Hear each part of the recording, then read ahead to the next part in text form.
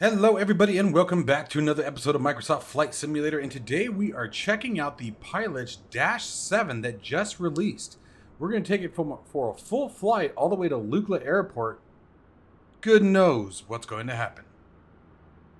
If you are interested in acquiring any of my Overkills tutorial guides from Microsoft Flight Simulator, or simply interested in supporting the channel, please consider joining us on Patreon. Patreon subscribers level tier 2 and above have access to all of my guides, as well as any future releases that come down the road. Patreon link can be found in the description below.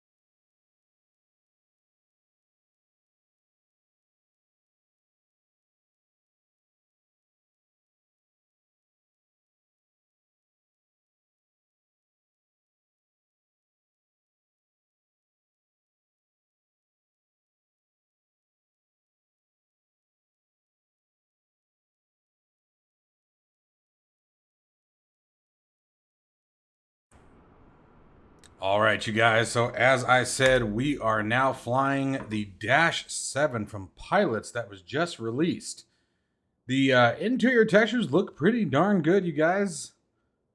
Definitely showing the age of the aircraft. You can see that it's definitely got a lot of the old mechanical operation. No glass cockpits in this aircraft. No siree. It does have the option for the TDS GTN-XI. So the 750, but I believe that it is only the TDS that is supported from what I can tell. The PMS GTN 750 is not supported that I'm aware of. Got some cool features. Let's see here. It looks like we can open and close the doors. Obviously, we can come all the way to the back here. Now, I have yet to start this aircraft up, you guys. I sort of just peeked in, seen what some of the features are, and then jump back out, and we're going to do this together. We're going to walk through the quick start guide. No, we can release the door there. So you have your entry door, all that good jazz. I set up a couple cockpit views, nothing crazy. But we're going to try to walk through the startup guide itself. Again, it is a very quick start guide. It's only like 16 pages long, so hopefully that gives us enough information to comfortably, be able to fly the aircraft. Now, one thing that I did realize is my GNS 530. Where is the GNS 530? Because that should be on board here. Okay, so there is a variant for each one. You have variants for the TDS, you have variants for the GNS 530 from Working Title, which I do recommend you guys grab. If you guys don't know how to do that, you grab the GNS 530 from the marketplace. Now, a couple of interesting click spots they've done. So you guys are used to being able to hide the yoke by simply clicking on it. And what they've done here is actually over here. And here is how you get rid of the yokes, if you got something that you guys are interested in doing. So what we're going to do now is we're going to go ahead and jump right in to the checklist and see how this all goes. Like I said, hopefully there is enough here. Like I said, it's just only 16 pages of documentation. So 2 of which are table of contents, and actually 3 of which table of contents, title page, and credits. So we'll see. We'll see. Okay, so let's just start walking through this here. We're going to see what we got going on. So master battery AC DC, that's going to be master battery right here. Let's go ahead and turn that on. Left and right batteries, they're going to go over here. Left and right batteries are now turned on. DC external power, if available, we're going to go ahead and flip that on for now. That turns it on. And bus tie, we're going to make sure it is set to the closed position. DC generators, where's our DC generators? Should all be off. Let's see here. Flight data recorder should be in the norm position, which looks to be unmodeled, and emergency locator transmitter should be, this says it should be set to off, but I believe it should be set to auto. That doesn't sound required, but this is pre-flight, so we'll leave it in the off position now. And then if we don't get another command to set it to auto, we will come up and do it ourselves, because off wouldn't make sense. And CVR. CVR, unfortunately, I don't know where it is. I was looking around for it earlier and can't find it. So we're just going to keep on going. Let's see here. Panel lighting as required. Fuel T-handles should be pulled out. I'm assuming that we should get some alerts. But unfortunately, I don't get anything, so I don't know if that's just not modeled. I mean, you can pull the switches and push them back into normal, but we don't get any kind of indicator, which is kind of interesting to me. Because it should be pulled, check, and push in for normal. Smoke and fire warning system. So let's turn our short test on for the... Well, let's turn the fire warning on. There we go. And smoke test. But as I said, smoke test doesn't seem to do anything. Oh, there we go. So we get at least the alert on the annunciator panel, but we don't get any kind of audible warning, which I would have expected to hear. But not sure. Never flown this airplane before? Nice. Let's see here. Windshield wipers are off and heat is off. Windshield. Let's see here. Wipers off. Heat is actually set to warm up. Let's turn that to off. There we go. And where were we? Ice. Let's see here. Icing and pitot should be set to off. So ice control off, off, and off.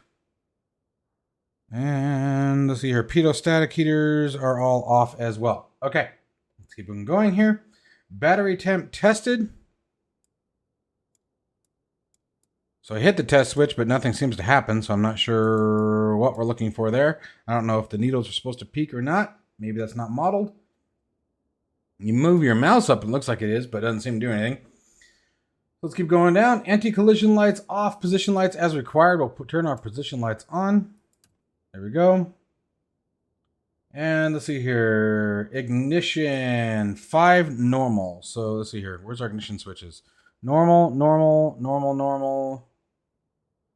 Normal. Engine start switch. Manual ignition. Okay, so here we go. We got 5 normal. Fuel quantity. Looks like we got a little bit over 50%, maybe right around 50%. Should be good for today's flight. I don't know why I can't say that today. Engine start should be off. Engine start select off. There it is.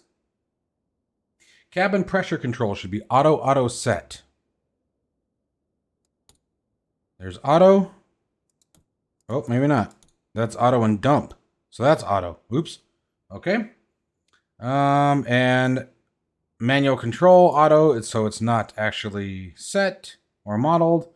The rate looks like is set, but doesn't seem to do anything. Cabin altitude you can set as desired. So that's at least good. And let's see what we got going on here. Where are we? AC external power off.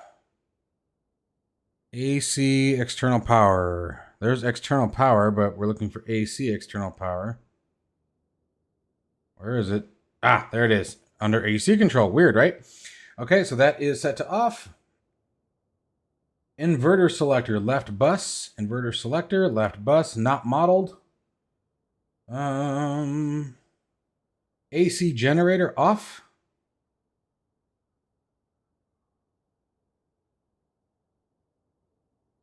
AC generator, AC gen. There we go. Oh, whoops. That should be off. That should be on. My bad. Hit the wrong switch. Okay. Engine bleed should be off. There's the engine bleeds. Off, off, off, and off. Temp controls, auto and set. Temp controls. Auto. Is that? No, that's off. Cool, warm. Okay. So we'll probably should keep that as warm given where we are. Let's see here. Moving down the checklist. Seatbelt and no smoking signs. We are done being fueled, so we can go ahead and turn the seatbelt signs on. No smoking signs on. Emergency lights checked and then off. So we could turn them on. And we would obviously go back, verify that all emergency exit lights are on. And then it says off, so I'm going to set them to off, but I feel like those should, again, go to arm. But we'll see what happens. So we need to remember ELT and emergency lights. Clocks. Let's come down to the clocks. Set. Flight taxi switch set to taxi. There it is. Set to taxi. Ground proximity warning system. Test. Where's the ground proximity warning system? And that's the thing about this documentation. It doesn't break down the cockpit either. So you have no way of really seeing where anything is. That's your nav modes. Yaw damper. Landing lights, taxi lights. Is that on? It is. Why is the taxi light on? Oh. Oh, there we go. There's off. All right, off works.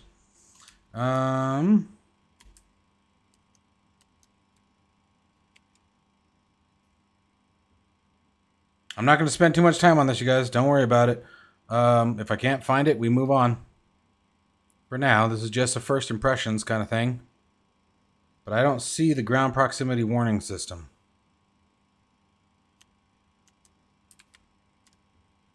That's DME, spoilers, trim, rudder, flight control indicators, auto feather, engine intake, altitude select. Yeah, all right. I'm not sure where it is, so I'm just going to move on for now. We'll find it later, I guess. Good news is I don't plan on hitting anything. Let's see here. Keep on going down. Yaw damper, guarded and normal. There it is. Yaw damper, guarded and normal. Landing lights are off. Taxi light is off as well. Let's see here. Let's move on over to the right.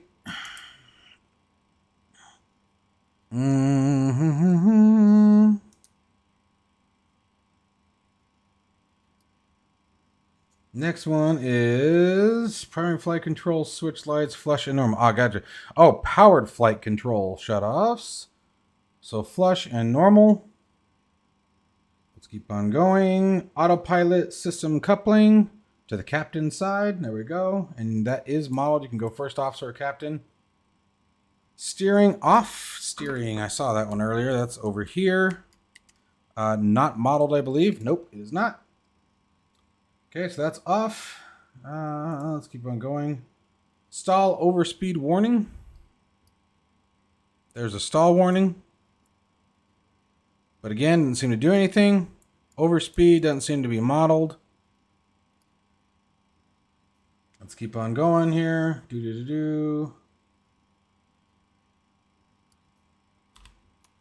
Prop auto feather is test and then off. Oh, I'm sorry, that was the wrong line. It's just off. Prop auto feather is off. Engine intake deflectors are retracted. Pitch and roll disconnect handles in and locked. Pitch and roll disconnect.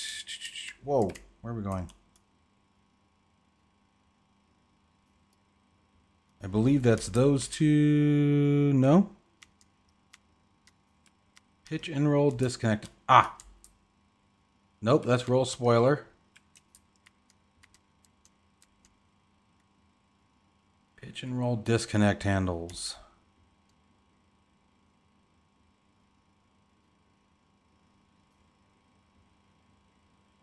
Not sure where those ones are either. I won't spend too much time looking here.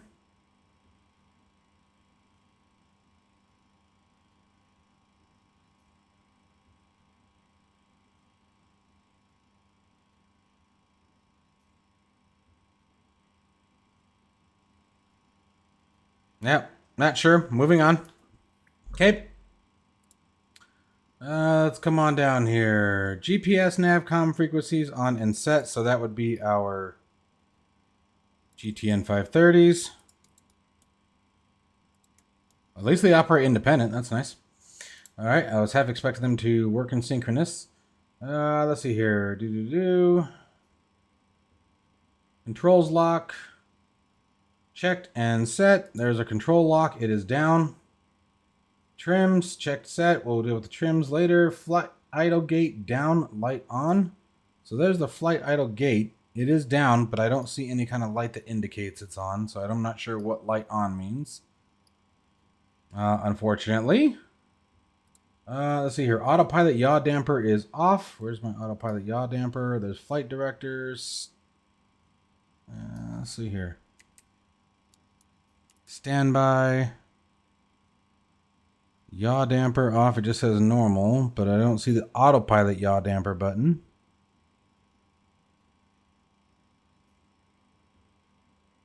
So that could be a little concerning later on.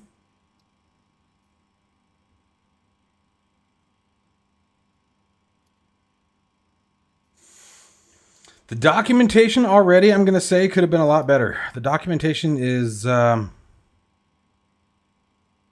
me, I feel like it's pretty limited.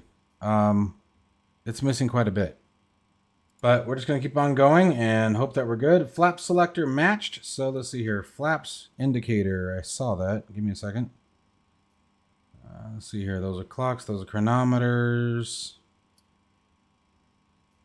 Explorers, flight controls. There's a flaps indicator. 0 and 0. Good. All right. And landing gear horn tested. Where's my gear handle?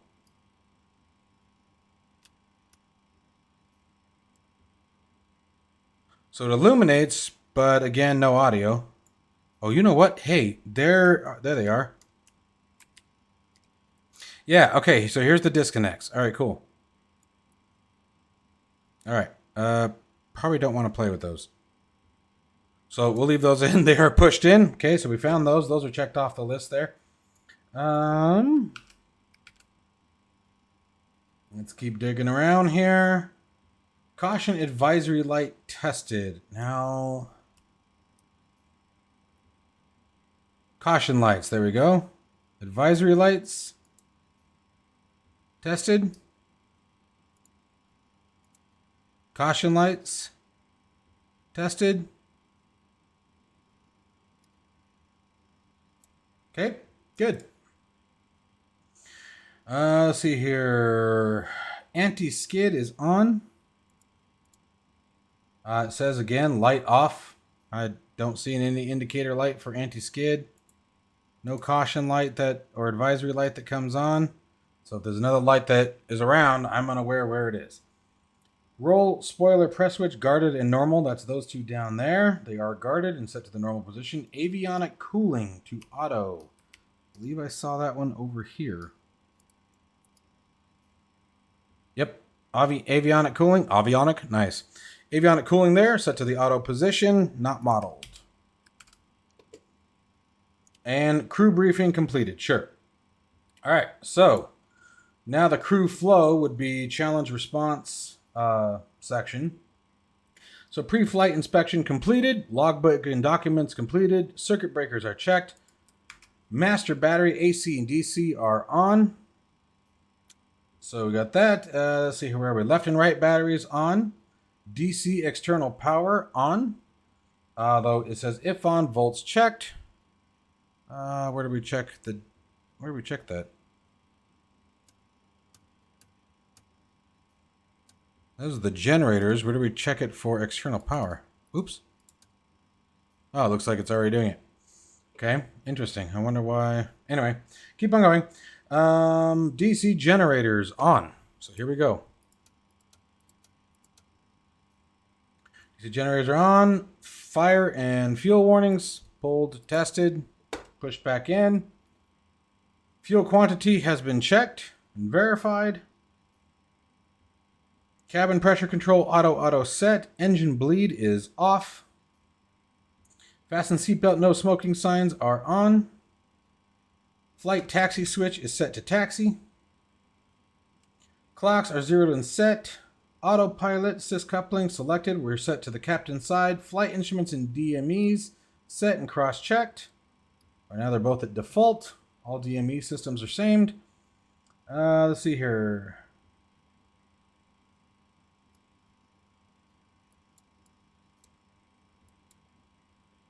Standby. AH. Says uncaged, but I thought to uncage you push these. Rolling it just changes it out of sync. Interesting. It says it should be uncaged. Anyways, let's keep on going here for the time being until we get everything up and running, and then we'll address anything that's left. Altitude pre-selector. Let's go ahead and set our initial altitude.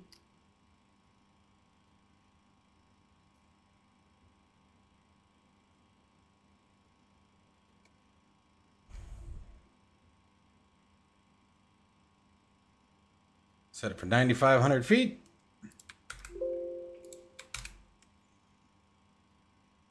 And GPS nav comm frequencies on. Now, normally, if you're using ATC or something like that, you'd obviously set your frequencies. We're not using any kind of ATC today. Before start, checklist complete. All right, so moving down, in order for the engines to be in a start-ready condition, please ensure the following. Throttle levers must be pulled away and back to pulled all the way back to idle. Propeller condition levers must also be all the way back to fuel cutoff, which they are. Engine gust lock by moving the gust lock handle backwards. Oh, engage the gust lock, sorry. So there's the gust lock, there we go. On the master battery control area to the right of the bus switch area, left, do the following. Move master battery, AC gen, DC gen to the on positions. Now, I think right now we only have the master battery. So there's AC gen, there's DC gen. Boom. Move the left and right battery switches to the on position. They are already complete. We completed that during our checklist. Move the bus tie switch to the closed position. Complete. Should external power source be available, you may choose to select it as well. Directly above the bus tie switch, you will find the 4 DC generator switches. Check that all 4 DC generator switches are in the on position. Just above the 4 fuel quantity gauge are the 4 ignition switches. Check that all 4 ignition switches are in the normal position. We did that during our checklist. Below the master battery control switches are a set of 4 engine bleed switches. Check that all 4 engine bleed switches are in the off position. They are indeed. Various lights should now illuminate on the annunciator panel. We've got a few. Roll spoiler, inboard ground, outboard ground, ground spoilers, pitot heat, and DC external power is on. Okay, the normal engine startup sequence is engine 3, 4, 2, and then 1. Move the start switch to number 3 and press the start button, which should illuminate. So let's do this. All right, so engine 3, start mode.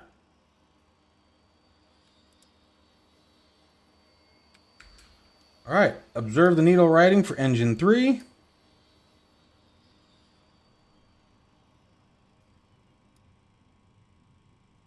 Let's see here. Observe the needle rising on the indicator. We are looking for between 12 and 20% NG. Once 20% NG is 3. Come on. There we go. So we've introduced fuel.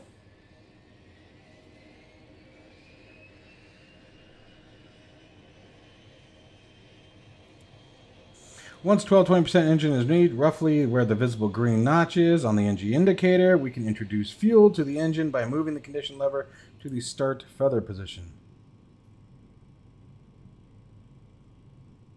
Monitor the engine startup, engine oil pressure, monitor NG and fuel flow. Torque stable at 137. Prop at, looks like 200 RPMs or 20%. Temperature at 683 degrees. Fuel flow on 3 is good.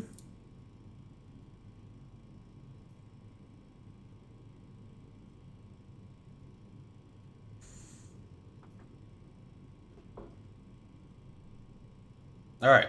And then now that the engine has to, after all engines have been started, following these actions should be formed. Okay, so let's start the rest of the engines. So there was 3. Let's go to number 4.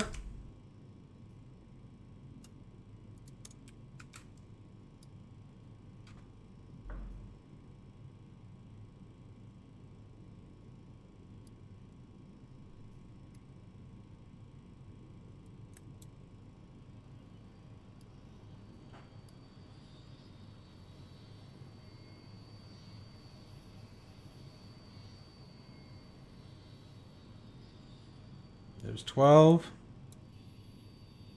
Fuel's induced. You know what we should do while that's going on? Oh, I did. Okay.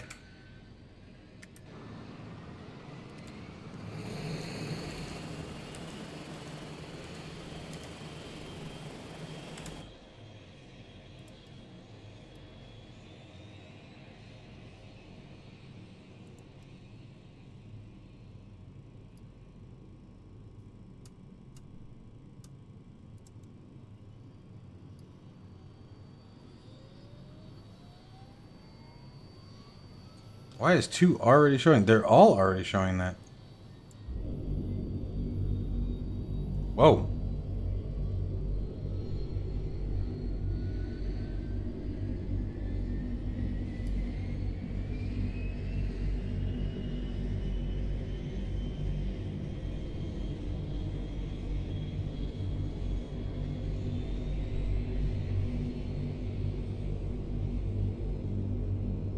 The sound is good. And finally, it says the NG's already there, which is weird.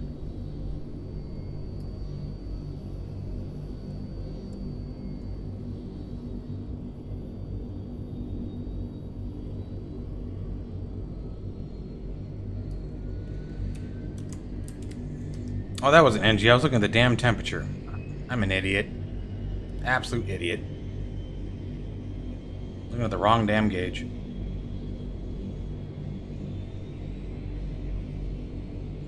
Temps are good, pressure's good. Fuel flow equalized on all. As far as I can tell, we're golden there. Okay, so all 4 engines are now started.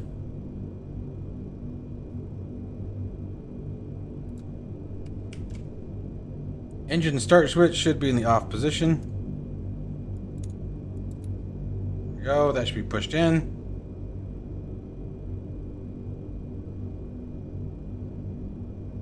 DC external power should be off.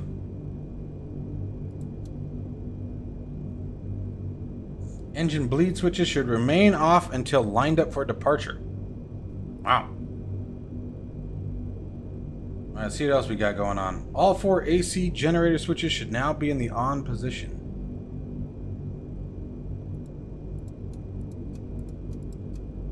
Okay. AC generators now all. Once lined up and ready for departure, ensure the gust lock once again is disengaged. Wow. And that is literally all they give us at this point for the startup process. Yeah, documentation, pretty lame. Good.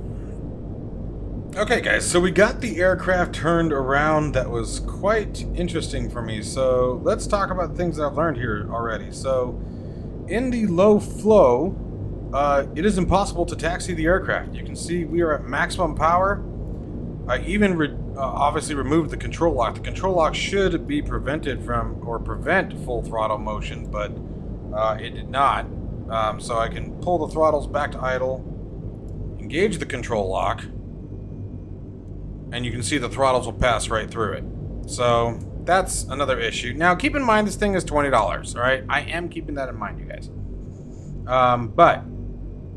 So what we can do, and I'm willing to bet that you're probably not supposed to use all 4 engines. So what I'm going to do is I'm going to take 2 of the engines. This is just speculation here. And increasing the throttle's power, by the way, did also remove the spoilers warning. It did flatten all the controls out. But even with just 2 of these engines, I'm going to take that down to 1. You guys can see I have not adjusted our engine power at all. We are still at flight idle.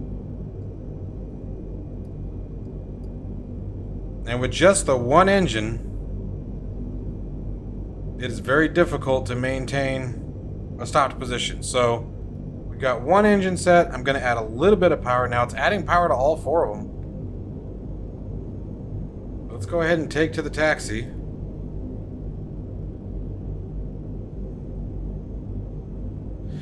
The There's a lot of, I mean, it's a cool aircraft. It's a big aircraft. This could be a ton of fun, but there are a lot of, their biggest hiccup right now, the thing that unfortunately for me even takes away from something as simple as $20 aircraft, is a lack of documentation. Even 20 bucks doesn't matter if you can't fly the plane. You know, if you don't give me enough information on even how to taxi the darn thing, let's turn our flight directors on. You know, I'm just guessing here. You know, I know, for example, with the ATR, for example, when we land, the ATR 72, when you land, you shut one of the engines down and taxi on just one. Okay, but this is a 4-engine aircraft, right? And I've only got one engine. I've got number 1 set to the flight idle flow, hoping that that's right. But if I set them all and to the same position, I mean, you can see, look how fast we're taxiing on just one engine at almost no torque. I mean, the throttles are at idle. So that's, I don't know, makes it kind of frustrating. Definitely does.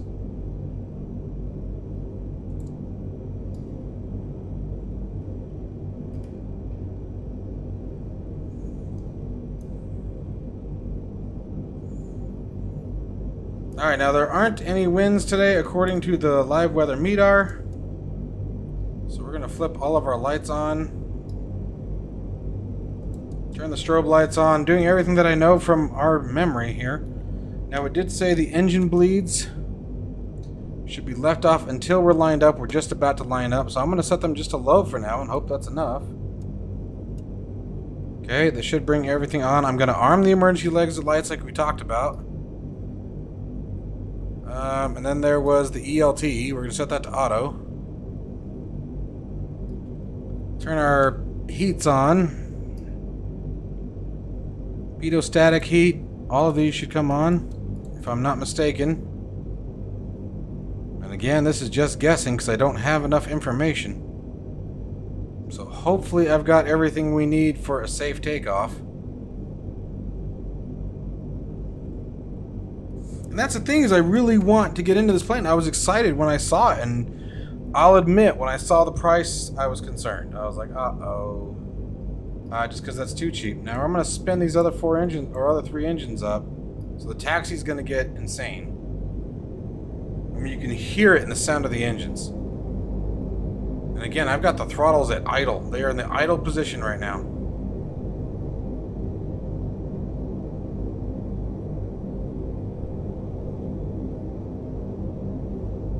I'm going to sort of use the ATR as my reference here. We're going to try to rotate right around 110 knots. But like, look, I'm going to let off the brakes, guys, and just let it hang in idle. But these are the props at idle. I'm also going to throw first level of flaps out for takeoff, and hopefully that's right. But look at this. I mean, this thing's going to get to a rolling position. Airspeed indicators coming alive already.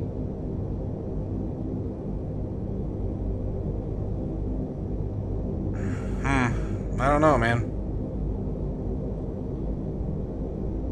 We're going to assume that it needs takeoff flaps. That's the first position of flaps that we're in, so I'm crossing my fingers that that's right.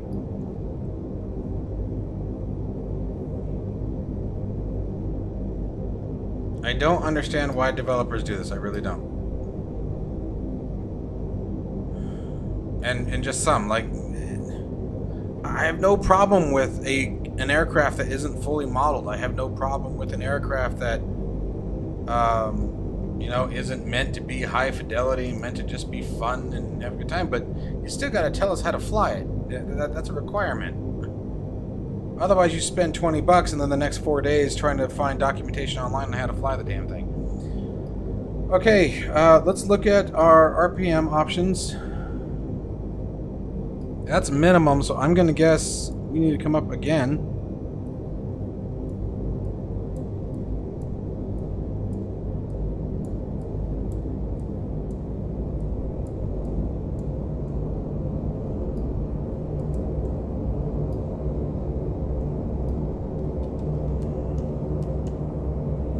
RPMs are locked, flaps are set. I can't even hold the brakes on, guys.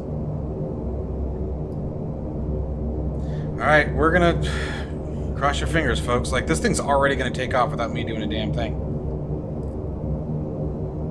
Here we go.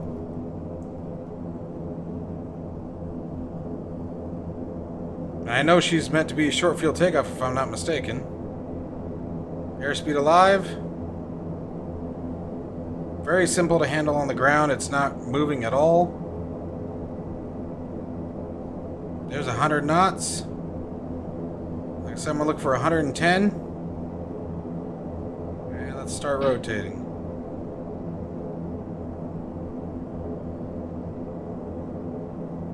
We are airborne. Gear coming up.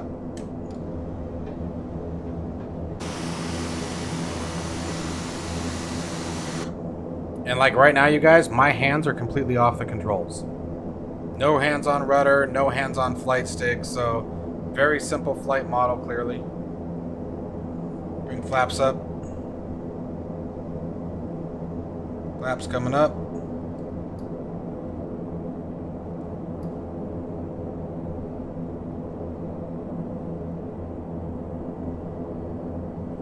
Looking for a very gentle ascent rate.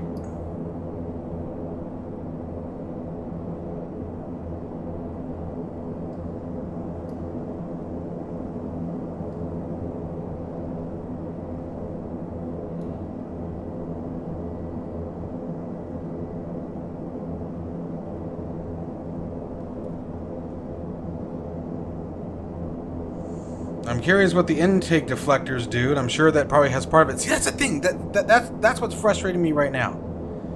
Even with the flight model as simple as it is and things like that, it looks like it could be a lot of fun to fly, but I have no information to go by from purchasing it from the developer to take advantage of features that they very well may have added. It's like, whatever these are, they're modeled, but I don't know what they do. Now, temperature here looks ridiculous. Let's try pulling some power off here.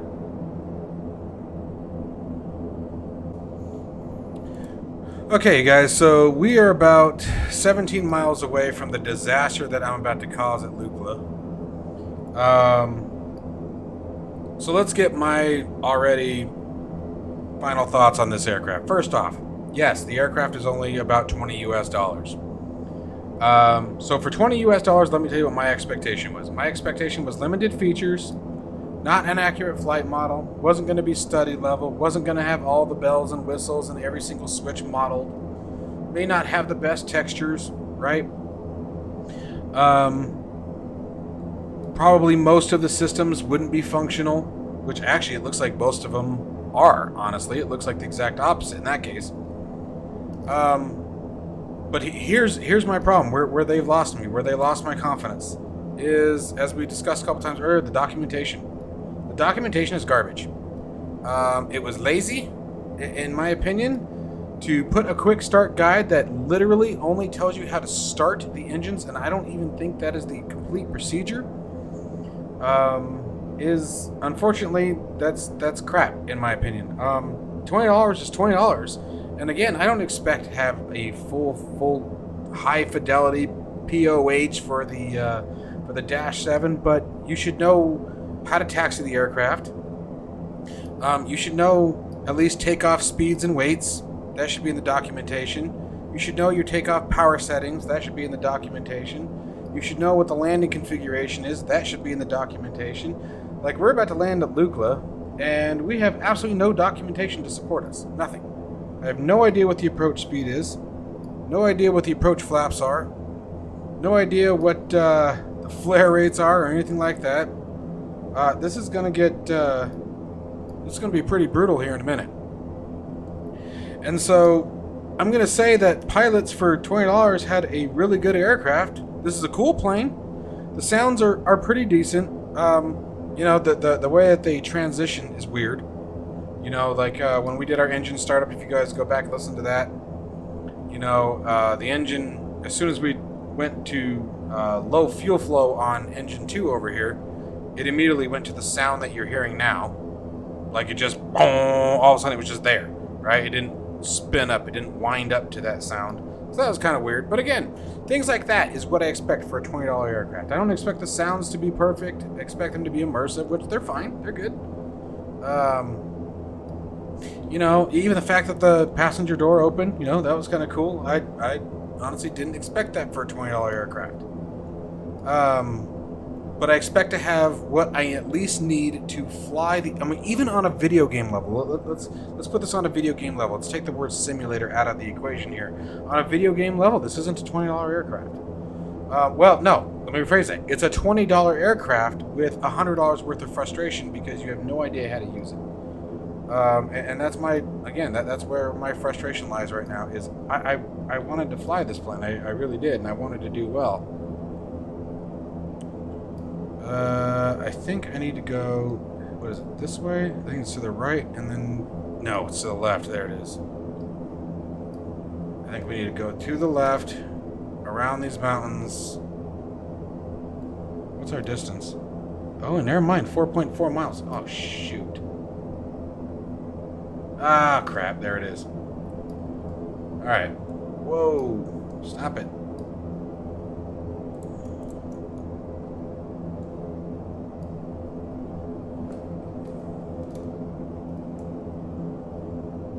And then the weird thing with the power levers, you know, that's another one that's very odd.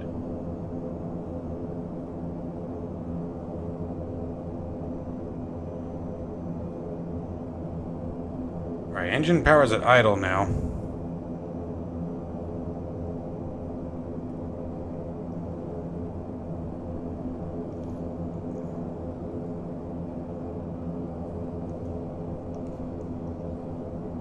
That was the mountain range I meant to come through.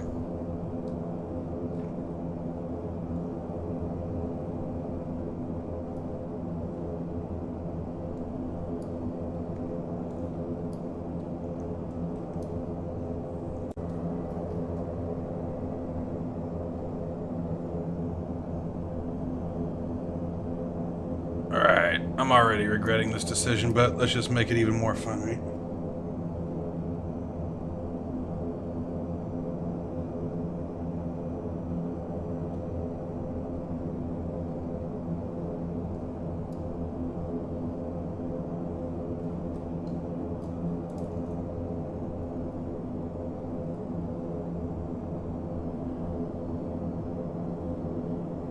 No different.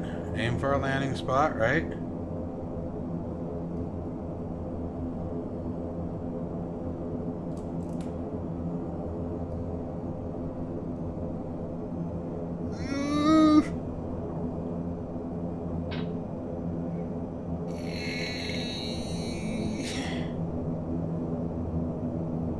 Slow down, yeah, that's right. That's right, slow those propellers down. Slow the propellers down. Mercy, stop it!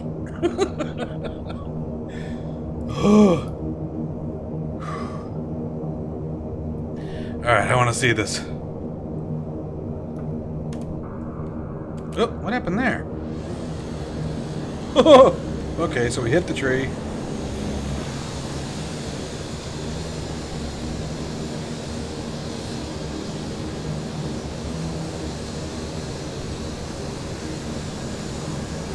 Wow.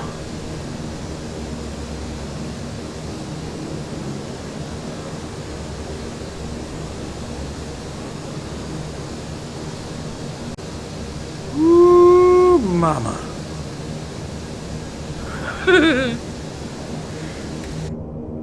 Don't worry, I'm very aware that we probably shouldn't have come out of that. How do we get out of here? There we go. Okay, so I'm not going to worry about the shutdown process, you guys. It just, obviously, it's missing a ton. And I don't know how to shut it down. I mean, aside from taking the condition levers and putting them in the cutoff, which, sure, I mean...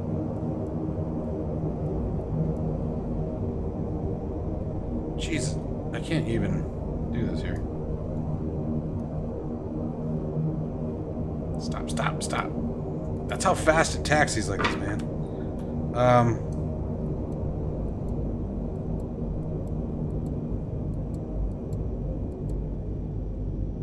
Alright, at the very least we can do that. So, anyway. There it is, you guys. the Pilot-7 kind of bummed me out. Really did.